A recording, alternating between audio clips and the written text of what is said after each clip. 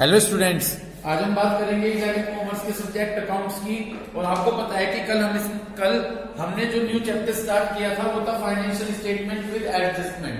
आज हम इसके जिस क्वेश्चन को पहले डिस्कस करेंगे वो है क्वेश्चन नंबर 2। और उम्मीद करता हूं कि कल मैंने आपको डिफरेंट एडजस्टमेंट समझाए थे वो आपके अच्छे से क्लियर होंगे। उन्हीं एडजस्टमेंट को इस क्वेश्चन में लिया गया है। ठीक है, क्वेश्चन नंबर 2 में कहा गया है कि आपको ट्रायल बैलेंस दी गई है, उससे आपको ट्रेडिंग और P&L अकाउंट तैयार करना है। ओके, कौन सा अकाउंट तैयार करना है?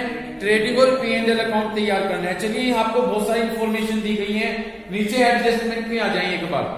नीचे एडजस्टमेंट में फर्स्ट एडजस्टमेंट है कि स्टॉक दिया गया है 31 मार्च 2019 में 70,000, क्योंकि ये स्टॉक 31 मार्च में है, क्लोजिंग स्टॉक है। ओके, और कल मैंने बताया था कि यदि क्लोजिंग स्टॉक एडजस्टमेंट में आता है तो दो जगह आ जाएगा, ट्रेडिंग अकाउंट के क्रेडिट साइड में और असेट्स में। सेकंड, आपको फ्री होल्ड प्रीमिसेस हमारे लिए असेट्स हैं, इस पर हमें 5% डेप्रिसिएशन चार्ज करना है। ओके, तो फ्री होल्ड प्रीमिसेस हमारे लिए क्या है? असेट्स, इस पर हमें डेप्रिसिएशन चार्ज करना है। कल मैंने डेप्रिसिएशन का भी ट्रीटमेंट बताया था। थर्ड, कमीशन अर्न्ड तो हो गया बट नॉट रिसीव, लेकिन मिला नहीं है। एक्रूड इनकम, ब्रैकेट में एक्रूड इनकम लिख लें। एक्रूड का मतलब जो मिलना बाकी है। तो कमीशन अर्न हो गया बट नहीं मिला, तो एक्रूड कमीशन है। इंटरेस्ट अर्न तो हो गया बट नॉट रिसीव, लेकिन नहीं मिला है, तो एक्रूड इंटरेस्ट। ये क्या है? Accrued interest. 200 rupees rent have been receive in advance, 200 rupees का रेंट आपने एडवांस में रिसीव कर लिया, यानी इनकम रिसीव इन एडवांस। इसे ब्रैकेट में अनअर्न्ड लिख लो, अनअर्न्ड रेंट। ओके, और लास्ट में हमें आईओसी दिया गया है 6% और ड्रॉइंग्स, मतलब इंटरेस्ट बता रखा है कैपिटल पर भी और ड्रॉइंग्स पर भी। ओके, तो क्वेश्चन स्टार्ट करें। सबसे पहले हमने फॉर्मेट बना लिया ट्रेडिंग और P&L अकाउंट का। कल मैंने बताया था ट्रेडिंग और P&L अकाउंट एक साथ बनेगा, और फिर हमने फॉर्मेट बना लिया बैलेंस शीट का। अब आप सबसे पहले काम कीजिएगा, जब आप ये फॉर्मेट बनाते हैं तो पहले जो ट्रेडिंग के कुछ कॉमन आइटम्स हैं वो आप लिख लीजिए, ठीक है ना। फिर हम उसके बाद एडजस्टमेंट करेंगे। जैसे कि ट्रेडिंग के कुछ कॉमन आइटम है, सबसे पहले टू ओपनिंग स्टॉक। जाकर क्वेश्चन में ढूंढे कि आपका ओपनिंग स्टॉक कितना है, ठीक है ना। ओपनिंग स्टॉक तो आना ही आना है। जाकर ट्रायल बैलेंस पे चेक करें, सबसे ऊपर दे रखा है स्टॉक 1 अप्रैल दिया गया है। ये स्टॉक 1 अप्रैल ओपनिंग स्टॉक है, तो मैंने यहां पर लिख दिया टू ओपनिंग स्टॉक 22,300 रुपीज। कोई प्रॉब्लम है क्या? तो मैंने यहां पर लिख दिया टू ओपनिंग स्टॉक 22,300 रुपीज। कोई प्रॉब्लम? इसके बाद हम परचेस लिखते हैं, और परचेस में से क्या माइनस कर देते हैं? Purchase return. जाकर देखो, परचेस और परचेस रिटर्न एक साथ दिया गया है, ठीक है। परचेस हमेशा डेबिट होता है और परचेस रिटर्न क्रेडिट होता है। तो परचेस की अमाउंट डेबिट में मिलेगी और परचेस रिटर्न की अमाउंट क्रेडिट में मिलेगी। तो मैंने यहां पर लिख लिया टू परचेसेस। मैंने यहां पर लिख लिया टू परचेस। परचेस कितना है? 2,30,000। ओके, इसमें से मैंने माइनस कर दिया परचेस रिटर्न। परचेस रिटर्न कितना दिया गया है? 5,200। तो इस तरह से बचा 2,24,800। ये बेसिक चीज है जो ट्रेडिंग अकाउंट में आती है, मैंने वो पहले लिख लिया। सेल्स ढूंढिए, सेल्स भी आता है और सेल्स रिटर्न भी है।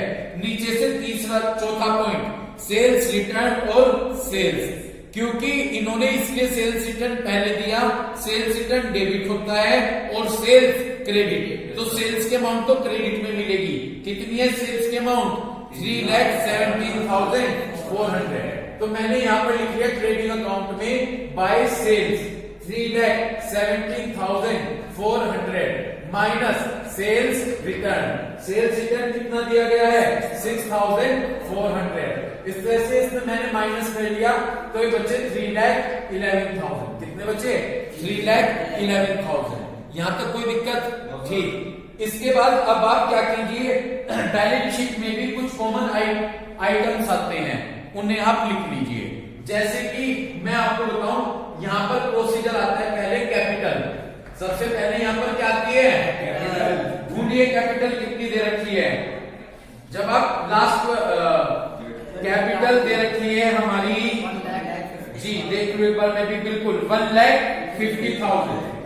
देखो यहाँ पर एक प्रोसीजर होता है, अब आप ध्यान से उस प्रोसीजर को सुन लीजिए, हमेशा वैसे ही कीजिएगा। सबसे पहले आप कैपिटल लिखेंगे, उसके बाद ढूंढिए एडजस्टमेंट में कि इंटरेस्ट ऑन कैपिटल दिया गया है क्या। लास्ट वाला एडजस्टमेंट देखें, इंटरेस्ट ऑन कैपिटल चार्ज करना है मिल गया क्या। तो यहाँ पर हमेशा एक जैसा प्रोसीजर होगा, सुनते रहिएगा। पहला क्वेश्चन है, पहले यहाँ कुछ बेसिक इंफॉर्मेशन लिख लीजिए, जैसे कि opening stock, purchase return minus कर दिया, आगे कुछ एडजस्टमेंट आएंगे परचेस के, वो आप देखते समझ जाएंगे। तो ये लिख दीजिए, उधर सेल्स लिख दीजिए। ओके, इतनी बात के लिए क्लोजिंग स्टॉक आता है, लेकिन वो बाद में लिख लेंगे हम, ठीक। अब इसके बाद सबसे पहले आप यहाँ पर कैपिटल लिखिएगा। कैपिटल लिखने के बाद नेक्स्ट स्टेप होगा आईओसी चेक करना। क्या चेक करना? एडजस्टमेंट का लास्ट पॉइंट चेक करें, आईओसी है कितने परसेंट है? 6%। इसमें आप आईओसी ऐड कर दीजिएगा। ओके, यदि आईओसी है कितने परसेंट क्या हुआ है? 6%। इस 150 का 6% निकालोगे तो 9,000 आ जाएगा। ओके, कितना आ जाएगा? इसमें ये ऐड कर लीजिए 1,59,000। ओके, एडजस्टमेंट हमेशा दो जगह पर आते हैं, याद रखिएगा। एडजस्टमेंट हमेशा, ये आईओसी कहां पर मिला? एडजस्टमेंट में है, तो ये दो जगह आएगा, एक तो यहाँ पर आ गया, एक P&L के डेबिट में आएगा। तो यहाँ पर कुछ लाइन छोड़ने के बाद आप अंदाजा 10 लाइन छोड़ दिया कीजिए अपनी कॉपी में, ट्रेडिंग अकाउंट की कितनी लाइन? 10। तो यहाँ पर मैंने ये P&L लिख लिया, यहाँ पर ये P&L के डेबिट में आता है, तो मैंने लिख लिया टू आईओसी 9,000 रुपीज। एक एक स्टेप इसी तरह ध्यान से सुनते चलें। सबसे पहले यहाँ पर क्या कॉमन चीज लिखेंगे? कैपिटल लिखेंगे। कैपिटल लिखते ही दूसरे स्टेप क्या याद आ जाए? आईओसी। आईओसी इसका परसेंट निकालकर ऐड कर जोड़कर लिख दिया। एडजस्टमेंट में है आईओसी, दूसरी जगह पर कहां पर आएगा? P&L के डेबिट में, साथ के साथ यहाँ पर इसे P&L के डेबिट में ट्रांसफर कर लिया। ओके, यहाँ पर अब नेक्स्ट स्टेप होगा नेट प्रॉफिट या नेट लॉस का, कि जो P&L अकाउंट से नेट प्रॉफिट बचेगा या नेट लॉस बचेगा वो आएगा।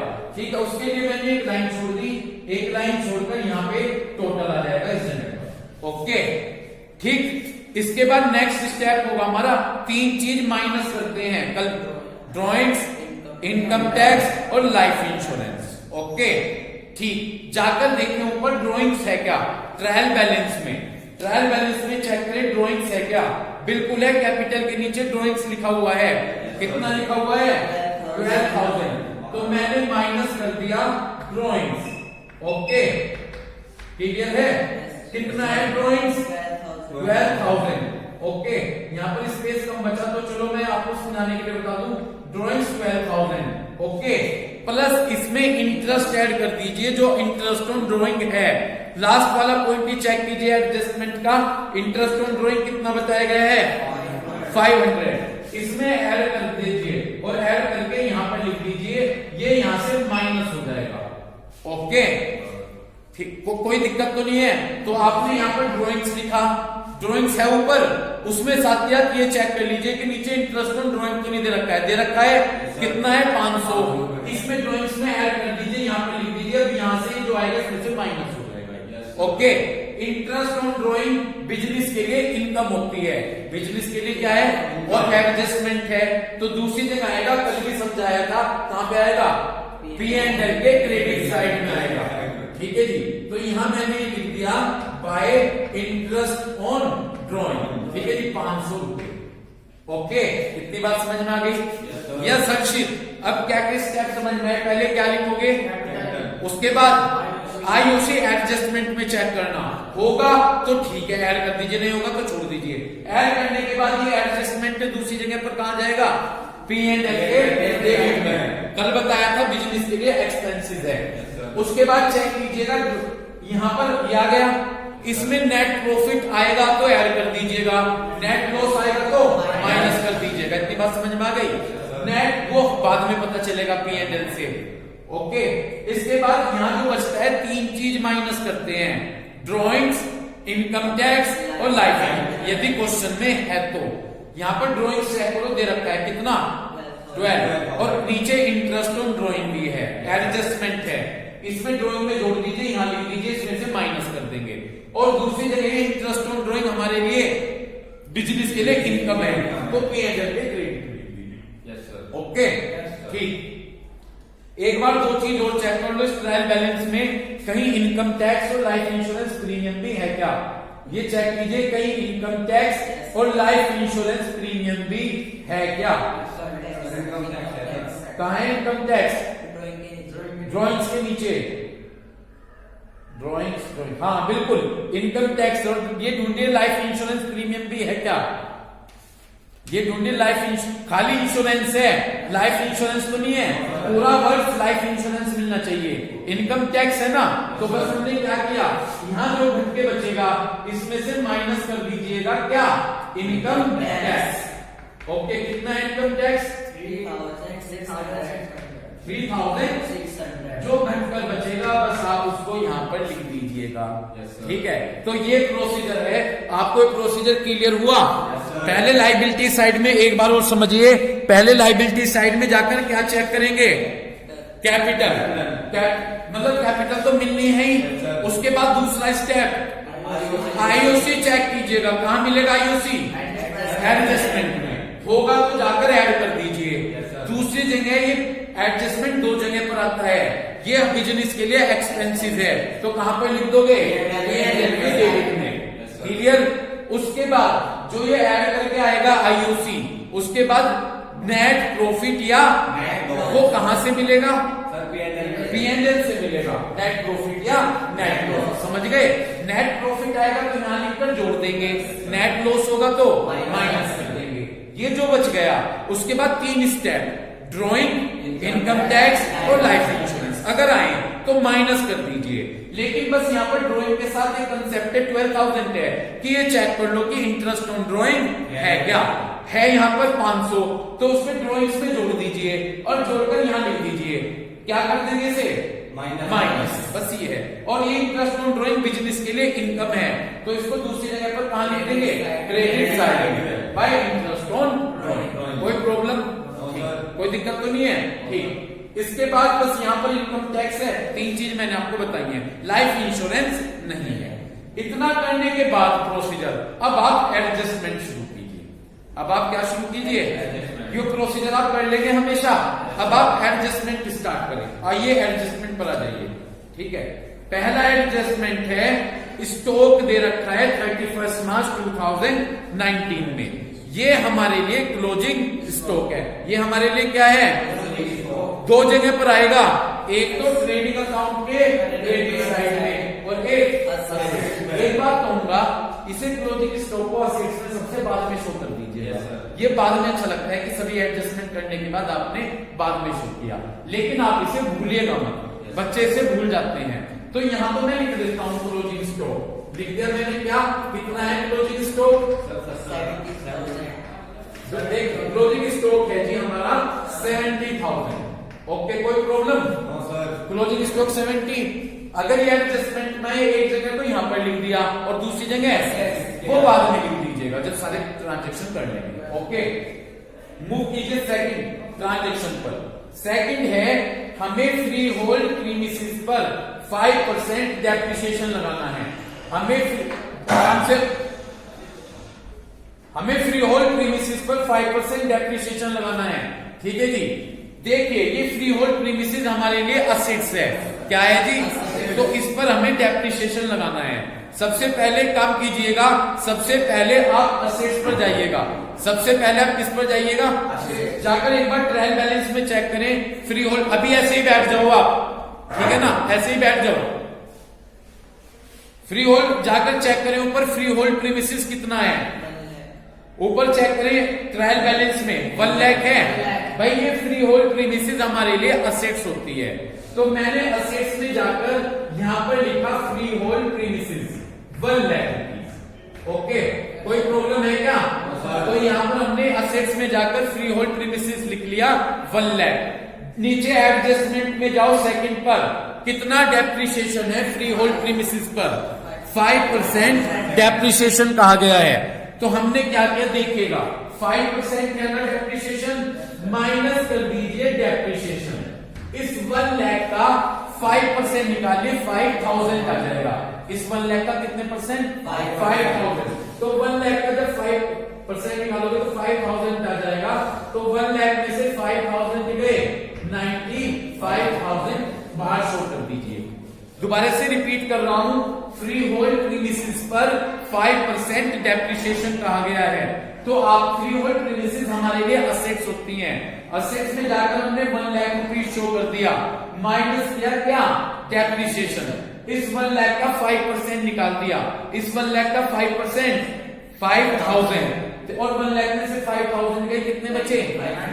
दूसरी जगह ये डेप्रिसिएशन P&L अकाउंट के डेबिट में आता है, कल भी समझाया था एडजस्टमेंट में। अगर असेट्स पर कोई डेप्रिसिएशन होता है तो ये P&L के डेबिट साइड में आएगा। तो मैंने यहां पर लिखा to depreciation on freehold premises, to depreciation on freehold premises. कितना? 5000 रुपीज। कोई प्रॉब्लम है क्या यहाँ तक? तो आपने 1 लाख में से ये वहां तो 1 लाख में से 5000 कटा दिया, 5% था, 5% किसका निकाला? 1 लाख का। 1 लाख का 5% 5000, 1 लाख में से 5000 गए, कितने बचे? 95,000। इतनी बात क्लियर हो गई? ठीक। दूसरी जगह पर डेप्रिसिएशन P&L के डेबिट में आते लिख दिया। ओके। दूसरा, अब इसी में देखिए, दूसरा डेप्रिसिएशन है ऑफिस फर्नीचर पर। किस पर है? जाकर देखिए ऑफिस फर्नीचर ऊपर ट्रायल बैलेंस में कितना दिया गया है। ऑफिस फर्नीचर, ऑफिस फर्नीचर नीचे दिया गया 9000 रुपीज। ठीक है। तो असेट्स में जाकर हमने लिख दिया फर्नीचर। ठीक। कितना है फर्नीचर? 9000 rupees minus depreciation. कितना डेप्रिसिएशन कहा गया है? 20%। इस 9000 का 20% निकाल लीजिए, 1800 रुपये आ जाएंगे। ठीक। 9000 का 20% 1800 और आपने बाहर माइनस करके लिख दिया 7200 रुपीज। यहां तक कोई प्रॉब्लम है क्या? दूसरी जगह ये डेप्रिसिएशन P&L के डेबिट में आएगा। कहां पर आएगा? P&L के डेबिट में। तो मैंने यहां पर लिखा to depreciation on furniture. Okay. To depreciation on furniture कितना? 1800 रुपीज। कोई प्रॉब्लम? चलिए आगे चलिए। Next adjustment, third, commission earn but not receive. Commission earn तो कर लिया लेकिन रिसीव नहीं किया। कल मैंने बताया था कि यानी कमीशन मिलना बाकी है, एक्रूड। यानी ये क्या है जी? Accrued commission. ओके। तो commission earn but not receive. Commission earn तो कर लिया, कमा तो लिया है, लेकिन मिलना बाकी है, मिला नहीं है, तो एक्रूड है। मैंने बताया था कि यदि मिलना बाकी हो तो P&L के क्रेडिट साइड में जाकर पर्टिकुलर इनकम में ऐड कर लीजिए और दूसरी जगह असेट्स में आ जाएगा, क्योंकि एडजस्टमेंट दो जगह पर आते हैं। मैंने बताया था कि यदि पर्टिकुलर इनकम में जाकर P&L के क्रेडिट साइड में जाकर पर्टिकुलर इनकम में ऐड कर दीजिएगा और दूसरी जगह पर असेट्स में। ऊपर ढूंढिए कहीं कमीशन लिखा हुआ है क्या? कमीशन, यस, यहां पर है। ऊपर से 7वां 8वां ट्रांजेक्शन है, कमीशन रिसीव, क्रेडिट में लिखा है 2700 लिखा है, यानी ये हमारे लिए इनकम है। अगर ये डेबिट में होता कमीशन तो ये हमारे लिए एक्सपेंसेस होता। ये क्रेडिट में लिखा है तो हमारे लिए इनकम है। देखिएगा P&L के क्रेडिट साइड में गया, मैंने लिखा यहाँ पर बाय कमीशन रिसीव। ठीक है जी। कितना रिसीव किया? 2700 प्लस एडजस्टमेंट में आओ। एडजस्टमेंट में कहा कि 500 रुपए मिलने बाकी हैं, तो प्लस एक्रूड कमीशन 500 रुपए मिलने बाकी हैं, तो इसमें 500 रुपीज ऐड कर लिए, 3400 रुपीज आ गए। समझ में आ गया? तो कमीशन कितना रिसीव किया था हमने? 2700 प्लस इसमें ऐड कर दिया हमने एक्रूड कमीशन 500, टोटल कितना आ गया? 3200 रुपीज आ गया। यहां तक कोई दिक्कत? क्लियर? अब मेरी बात सुनिएगा, ये एक्रूड कमीशन हमारे लिए असेट्स है। क्या है जी? तो इसे जाकर असेट्स में लिख देता हूं, एक्रूड कमीशन। ठीक है जी। कितना मिलना बाकी है? कितना मिलना बाकी है? 500 रुपीज मिलना बाकी है। कोई दिक्कत? पक्का? क्लियर? ठीक। नेक्स्ट एडजस्टमेंट पर आ जाए। Interest earn but not receive. Interest earn तो कर लिया लेकिन रिसीव वही एक्रूड मिलना बाकी है। इंटरेस्ट अर्न का मतलब इंटरेस्ट कमा तो लिया है लेकिन मिलना बाकी है, अभी मिला नहीं है, वही एक्रूड इंटरेस्ट यानी इनकम मिलनी बाकी है। समझ में आ गई बात? जाकर ऊपर इंटरेस्ट चेक करो, कहीं पर इंटरेस्ट दिया गया है क्या? कमीशन रिसीव इंटरेस्ट 1400, क्रेडिट में है डेबिट में है? तो इनकम है हमारे लिए। तो देखो मैंने जाकर यहाँ पर लिख दिया बाय इंटरेस्ट। क्या लिख दिया यहाँ पर? Bye interest. कोई प्रॉब्लम? कितना है? 1400 लिख दिया 1400। ठीक, अब क्या कह रहे हैं? कमीशन इंटरेस्ट मिलना बाकी है 600 रुपीज। तो मैंने प्लस कर दिया एक्रूड इंटरेस्ट, यानी ये इंटरेस्ट मिलना बाकी है कितना? 600 रुपीज। तो इस तरह से टोटल हो गया 2000 रुपीज। कोई दिक्कत? दूसरी जगह ये हमारे लिए असेट्स है, तो जाकर यहाँ पर असेट्स में लिख दिया एक्रूड इंटरेस्ट। ओके, कितना? 600 रुपीज। इतनी बात समझ में आ गई? ठीक। Next adjustment, 200 rupees rent have been receive in advance. आपने 200 रुपए का रेंट एडवांस में रिसीव कर लिया जी। अनअर्न्ड इनकम, कल मैंने बताया था इनकम के दो कंसेप्ट, एक्रूड इनकम और अनअर्न्ड इनकम, यानी इनकम रिसीव इन एडवांस। ये कह रहे हैं कि हमने 200 रुपए रेंट के एडवांस में रिसीव कर लिए। देखो यदि कोई इनकम मिलनी बाकी हो तो उसे तो पर्टिकुलर इनकम में ऐड कर लेते हैं, और कोई इनकम एडवांस में रिसीव हो गई तो उसे पर्टिकुलर इनकम में से माइनस कर देंगे। इतनी बात क्लियर हो गई? ठीक। इस चीज को कह रहे हैं वो इंटरेस्ट रेंट। सॉरी, रेंट ऊपर जाकर चेक करें, रेंट दिया गया है कि बिल्कुल लास्ट में सबसे 2600। तो हमने यहां पर लिखा बाय रेंट 2600। ओके, 2600। एडजस्टमेंट में जाकर देखो कितना रेंट वो कह रहे हैं एडवांस में मिल गया है। 200 रुपीज का रेंट एडवांस में मिल गया है। अनअर्न्ड, ठीक है ना, अनअर्न्ड रेंट। तो मैंने लिखा या लिख देता हूं बस अनअर्न्ड रेंट ही कह देंगे इसे, अनअर्न्ड रेंट। ओके, कितना रेंट एडवांस में मिल गया? 200। तो माइनस कर दीजिए, ये आ गया 2400 रुपीज। अब एक बात समझो, यदि कोई इनकम मिलनी बाकी है तो प्लस करेंगे, और कोई इनकम एडवांस में मिल गई माइनस करेंगे। और अब ये एडवांस में मिल गया, दोबारा नहीं मिलेगा तो ये हमारे लिए लायबिलिटीज है। ये हमारे लिए क्या है? तो लायबिलिटीज में जाकर हमने यहाँ पर लिख दिया अनअर्न्ड, ठीक है ना, अनअर्न्ड रेंट। ठीक है जी, अनअर्न्ड रेंट ये हमारे लिए हो गया 200 रुपीज। इतनी बात समझ में आ गई? ठीक। तो ये हमें रेंट एडवांस में मिल गया था, तो रेंट में इसमें जाकर माइनस कर दिया, और दूसरी जगह हमारी लायबिलिटी से लायबिलिटीज में लिख दिया। आईओसी और आईओडी का कंसेप्ट हमने क्लियर कर दिया। ठीक, क्लियर है? अब अपने न्यूमेरिकल स्टार्टिंग से आ जाएं। अब हम एडजस्टमेंट ये सब करने के बाद ऊपर से पढ़ते चलेंगे, जो ट्रांजेक्शन रह गया उसे फिल करते चलेंगे। सबसे पहले ट्रांजेक्शन पर आ जाइए। स्टॉक हो चुका है, ओपनिंग स्टॉक। उसके बाद परचेस और परचेस रिटर्न, परचेस और परचेस रिटर्न हमारा हो चुका है। इतनी बात क्लियर हो गई? उसके बाद free hold premises, free hold premises हो गया है हमारा। ठीक है जी, जब फ्री होल्ड प्रीमिसेस हो गया तो इसके बाद नेक्स्ट क्या दिया गया है? Incidental trade expenses. ये हमारा P&L का एक्सपेंसेस है। इंसिडेंटल ट्रेड एक्सपेंसेस किसका एक्सपेंसेस है? P&L का। ठीक है ना, ये कैसे हो गया यहाँ पर? पहले से 2 मिनट। टू डेप्रिसिएशन ऑन फर्नीचर क्या दिया गया? इंसिडेंटल ट्रेड एक्सपेंसेस, P&L का एक्सपेंसेस है। तो मैंने P&L में जाकर लिख दिया यहाँ पर to incidental trade expenses, to incidental trade expenses. Okay, ये हमने लिख दिया। कितना दिया गया इंसिडेंटल ट्रेड एक्सपेंसेस?